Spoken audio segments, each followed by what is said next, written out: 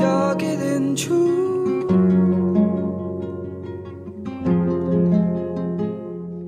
ती वचन त हैन हो भावना केही रहने छैन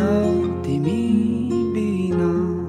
मरेर कहाँ जान्छु मलाई थाहा छैन तर तिमीसँग जिउन फेरि पाउँदिन